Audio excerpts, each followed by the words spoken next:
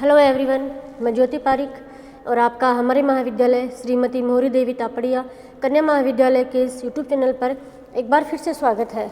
आज के वीडियो में हम अपने बीए फाइनल के विश्व के प्रादेशिक भूगोल में हम यूरोप की जलवायु के बारे में पढ़ने जा रहे हैं। तो देखिए, यूरोप महाद्वीप में विशेष रूप से जो जलवायु है वो शीतोष्ण कटिबंधीय जलवायु पाई जाती है, लेकिन इसके कुछ जो उत्तरी क्षेत्र हैं, जो उत्तरी ध्रुव के पास के जो देश हैं जिनमें शीत जलवायु पाई जाती है, और इसके यूरोप महाद्वीप के जो दक्षिण के जो क्षेत्र हैं, जो भूमध्य सागर के आसपास के क्षेत्र हैं, उन क्षेत्रों में भूमध्य सागरीय जलवायु पाई जाती है।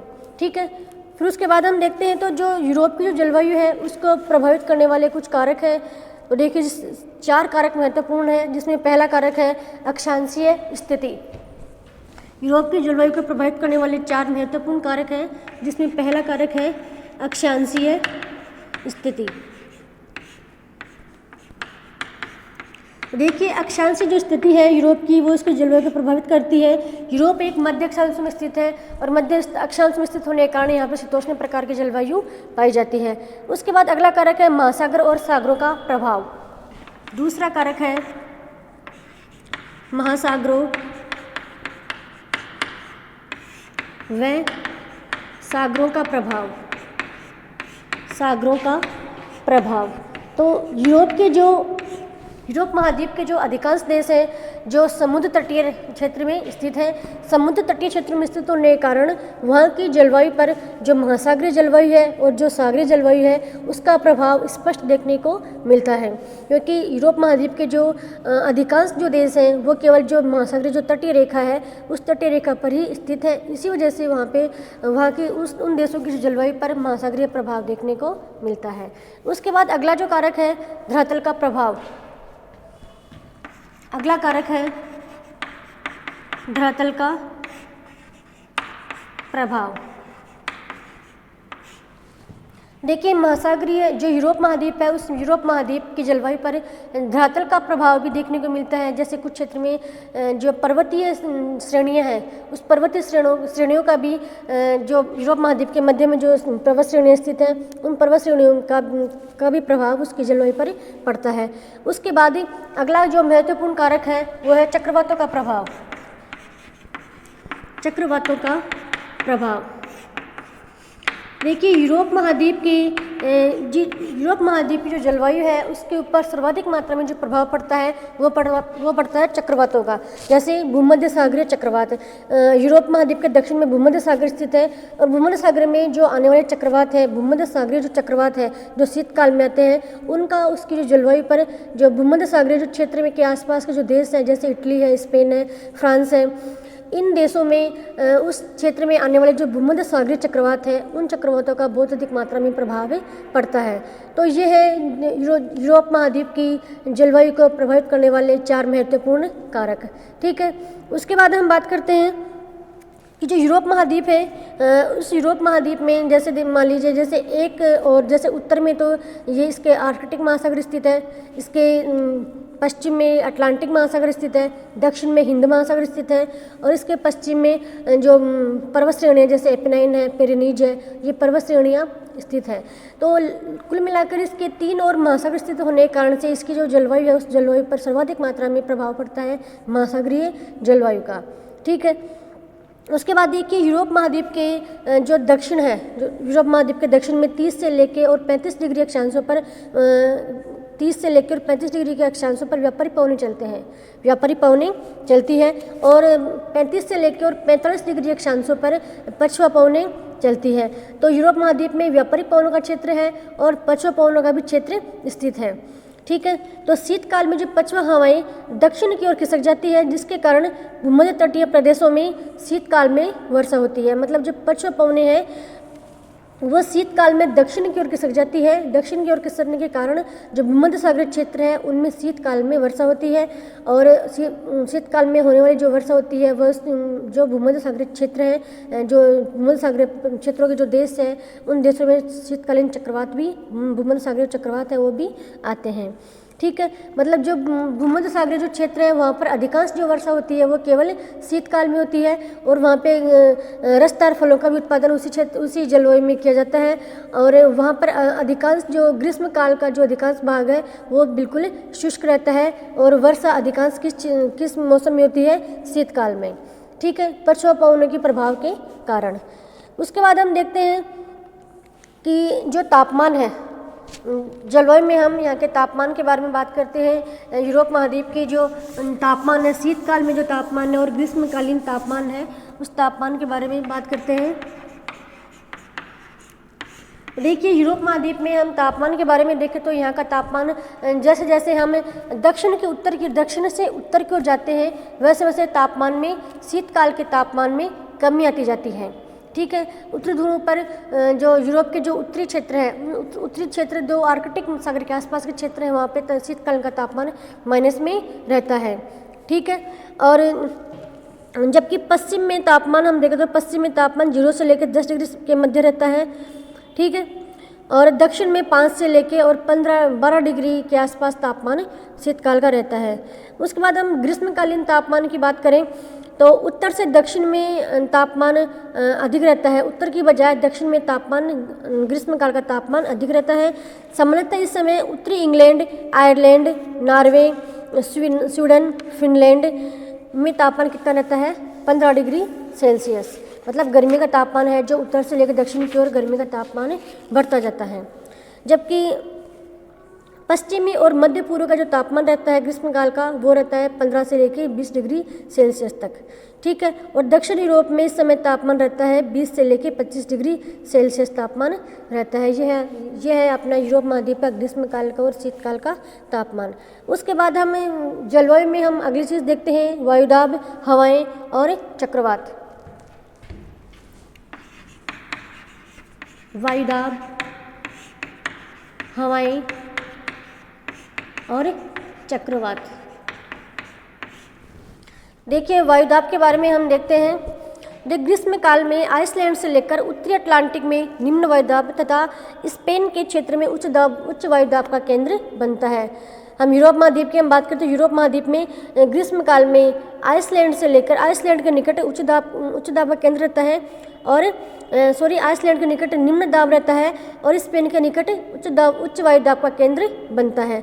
जबकि जनवरी में दक्षिण यूरोप में उच्च वायुदाब और उत्तरी पश्चिम में निम्न वायुदाब का केंद्र बनता है। ठीक है, और पछुआ हवाओं के क्षेत्र में यूरोप का अधिकांश भाग रहता है। ये मैंने पहले ही बताया है, जो पछुआ यूरोप का जो अधिकांश भाग है वो पछुआ हवाओं के क्षेत्र में रहता है। ठीक है, और पछुआ जो पवनें हैं वही यूरोप की जो जलवायु को प्रभावित करती हैं। इनमें सर्वाधिक प्रभावशाली चक्रवात है जो पछुआ हवाओं के साथ साथ चलते हैं। मतलब यूरोप की जलवायु को प्रभावित क्या करते हैं? चक्रवात करते हैं, और ये जो चक्रवात है वो पछुआ पवनों के साथ साथ चलते रहते हैं। ठीक है, और ये जो चक्रवात है वही यूरोप की जलवायु को पूरी परिवर्तित करते हैं, पूरी तरह से प्रभावित करते हैं। दूसरी ओर शीतकाल में हम देखें तो शीतकाल में भूमध्य सागरीय चक्रवात जो दक्षिणी यूरोप की जलवायु है उसको प्रभावित करते हैं। ग्रीष्मकाल में जो उत्तरी यूरोप में जो पछुआ हवाओं के साथ साथ जो चक्रवात आते हैं उसकी उत्तरी जलवायु को प्रभावित करते हैं, और दक्षिण में शीतकाल में यूरोप के दक्षिण में जो भूमध्य सागरीय चक्रवात आते हैं वो भूमध्य सागरीय क्षेत्रों को प्रभावित करते हैं। उसके बाद हम यूरोप महाद्वीप में हम वर्षा की बात करते हैं। वर्षा, देखिए यूरोप महाद्वीप में वर्षा सामान्य वर्षा होती है, ना तो बहुत अधिक होती है ना ही बहुत कम होती है, और वर्ष भर उस क्षेत्र में वर्षा होती रहती है।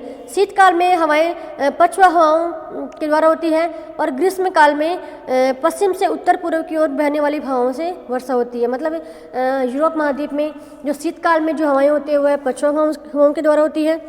ठीक है, पछुआ हवाओं के द्वारा जो चक्रवात आते हैं उनके द्वारा होती है, और ग्रीष्म काल में जो वर्षा होती है वह पश्चिम से उत्तर पूर्व की ओर जो चलने वाली हवाएं हैं, मानसूनी हवाएं हैं, उन मानसूनी हवाओं के द्वारा वर्षा होती है। पश्चिम से पूर्व की ओर वर्षा की मात्रा में कमी आती जाती है। हम वर्षा के अनुपात में देखें तो पश्चिम से लेकर और पूर्व में वर्षा की मात्रा में निरंतर कमी आती जाती है। उसके बाद हम देखते हैं कि यूरोप की जो वर्षा है उसको प्रभावित करने वाले यूरोप की जो वर्षा का जो वितरण है, यूरोप महाद्वीप में वर्षा के वितरण के आधार पर 4 भागों में विभक्त किया गया है। इसमें पहला प्रकार है उत्तरी पश्चिमी यूरोप। वर्षा के वितरण के आधार पर, वर्षा के वितरण के आधार पर यूरोप को कितने भागों में बांटा गया है? 4 भागों में। पहला प्रकार है उत्तर पश्चिमी यूरोप, उत्तर पश्चिमी यूरोप। तो देखिए उत्तर पश्चिमी यूरोप में देखें तो इस भाग में वर्षा वर्ष भर होती रहती है। यूरोप महाद्वीप के उत्तर और पश्चिमी जो भाग है, इस उत्तरी और पश्चिमी भाग में वर्ष भर वर्षा होती रहती है। गर्मी ऋतु में ग्रीष्म ऋतु में भी साधारण वर्षा होती है, परंतु पश्चिम भाग में वायु की सम्मुख दिशा, मतलब जो पश्चिमी भाग है उस पश्चिमी भाग में जो हवाएं चलती है, उन हवाओं के समानांतर जो वायु के समानांतर दिशा में इसका जो पश्चिमी भाग है, यूरोप महाद्वीप का जो पश्चिमी भाग है, वो हवाओं के सम्मुख भाग में पड़ने के कारण यहाँ पे अधिक वर्षा होती है। और इसका जो अपोजिट हिस्सा है, जो इसका जो पूर्वी हिस्सा है, उस पूर्वी हिस्से में बहुत कम मात्रा में वर्षा होती है, क्योंकि यह हवाओं के विमुख दिशा में पड़ जाता है। इसलिए इसका जो पश्चिमी भाग है वो पर्वतोनिक, मतलब जो सामने वाला भाग है उसमें वर्षा अधिक होती है, और जो उसका पूर्वी भाग है उसमें वर्षा बहुत कम होती है। इसलिए यह एक वृष्टिछाया क्षेत्र में आ जाता है। ठीक है, मतलब वृष्टिछाया क्षेत्र में आने के कारण यहाँ पे बहुत कम वर्षा होती है, हवाओं के विमुख भाग में होने के कारण। ब्रिटेन के पश्चिमी पर्वतों पर 500 सेंटीमीटर तक वर्षा होती है। मतलब मुख्य रूप से उत्तर पश्चिमी भाग में जो ब्रिटेन है, ब्रिटेन में औसतन वर्षा कितनी होती है? 500 सेंटीमीटर वर्षा। उसके बाद अगला जो वितरण के आधार पर हम अगला जो प्रकार है वो है मध्य यूरोप।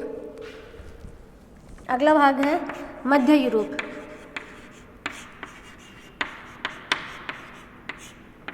मध्य यूरोप, तो देखिए हम इस भाग में वर्षा मानसूनी पवनों से होती है। यूरोप का जो मध्यवर्ती भाग है, उस मध्यवर्ती भाग में वर्षा किन पवनों से होती है?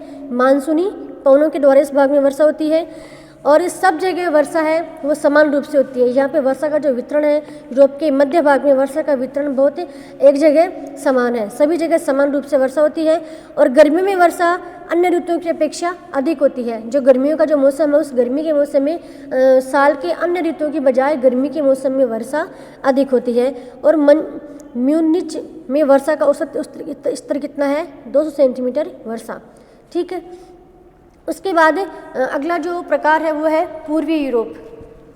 अगला है पूर्वी यूरोप।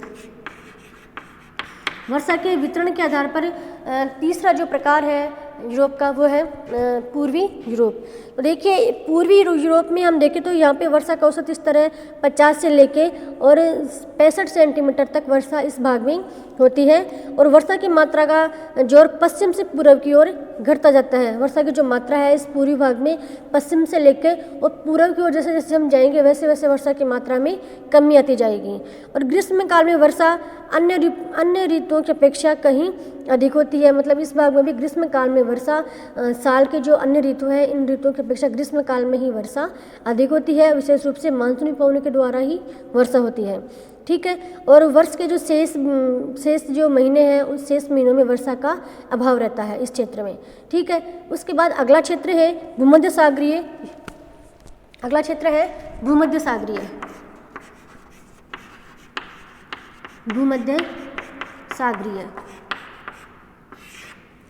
तो देखिए जो यूरोप की जो वर्षा का जो वितरण है उसका चौथा प्रकार है हमारा भूमध्य सागरीय वर्षा। तो भूमध्य सागरीय जो वर्षा है वो उसका जो भूमध्य जो सागर है, उस भूमध्य सागर के आसपास के जो देश है, इटली है, स्पेन है, ठीक है, इन देशों में सर्वाधिक प्रभाव किसका पड़ता है? भूमध्य सागरीय जो वर्षा होती है, भूमध्य सागरीय चक्रवात होते हैं, उन चक्रवातों का प्रभाव पड़ता है। और यहाँ पे जो सर्वाधिक वर्षा होती है वो होती है शीतकाल में। ठीक है, और ग्रीष्म काल बिल्कुल ही शुष्क रहता है और सर्वाधिक वर्षा होती है शीतकाल में। और उसके बाद हम देखें तो यहाँ पे जो वर्षा की जो मात्रा है वो एड्रियाटिक सागर के तट के पास वर्षा की मात्रा 450 सेंटीमीटर से भी अधिक है।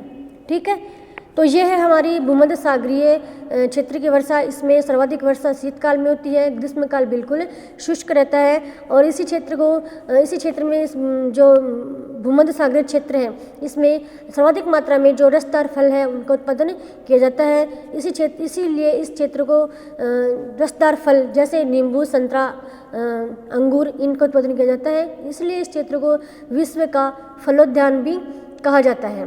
ठीक है। जो विश्व की जो सभी प्रकार की जलवायु है उसमें सबसे महत्वपूर्ण जलवायु भूमध्य सागरीय जलवायु ही मानी जाती है, ठीक है।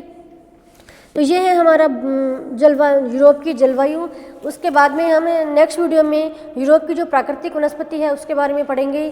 तब तक के लिए धन्यवाद।